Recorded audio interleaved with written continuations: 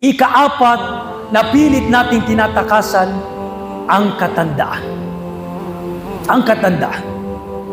Tingnan niyo ang buhay dito sa mundo. At ito'y paalaala lamang. Kahit gaano katagal, kahit gaano pa yung pagpupursigi natin na pagandahin ang ating mga mukha, gamitin pa natin yung mga makabagong mga lotion o ano pa mang ginagamit sa mukha. Talagang sa ayaw at sa gusto mo, tatanda at tatanda ka. Tatanda at tatanda ka. Wala kang tatakasan sa katandaan.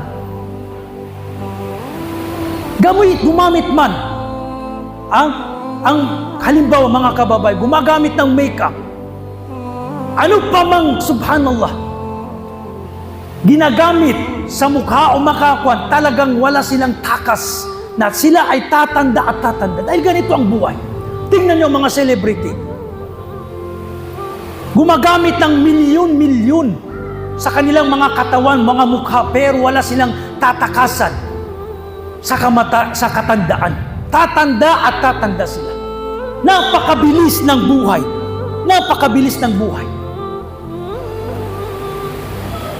Tingnan nyo, ngayon, yung isang linggo parang isang araw.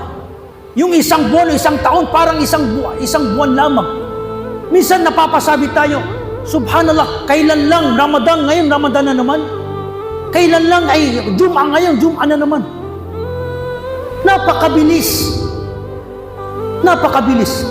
Pag ikaw ay nagmumuni-muni, naalala mo na nung ikaw ay naglalaro, ngayon matanda ka na.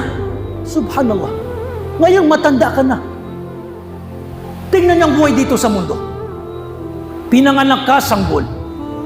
Magiging bata, naglalaro. Kapag nakapag-asawa ka, tatawagin ka ng ama o di kaya babu, bapa. Kapag nagkaapo ka na, tatawagin ka ng lolo, lola.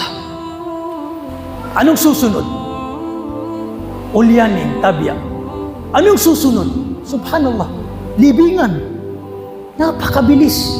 Subhanallah. Tingnan yung mga tao umiiwas. Kapag itinatanong, ano yung edad? Ilan na yung edad mo? Sabi niya, bata pa ako. Pero walang nakikita natin yung mukha natin. Subhanallah. Nababago, tumatanda.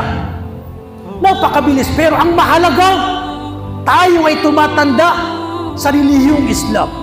Tumatanda tayo na tayo ay tumatanda sa paggawa ng kabutihan. Sabi ng Rasulullah sallallahu alaihi wasallam, o tinanong ang Rasulullah, Ya Rasulullah, ano yung pinaka mabuti sa mga tao? Sabi ng Rasulullah, tingnan nyo tinanong ang Rasulullah, Ayyun nasi khair? Sino yung pinaka mabuti sa mga tao? Sabi ng Rasulullah, Man tala umruhu wa hasuna amaluhu. Sino mang taong tumatanda at nagiging mabuti ang kanyang mga gawain.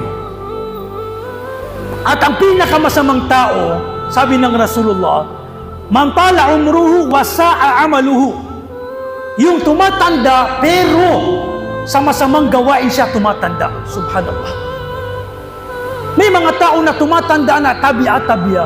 Subhanallah, sa masamang gawain. Pero may mga tao na Masya Allah, tumatanda, nagmumuni-muni siya. Alam niya yung realidad ng buhay dito sa mundo. Hindi siya nagpapalinlang sa mundong ito. At tumatanda siya sa mabuting gawain.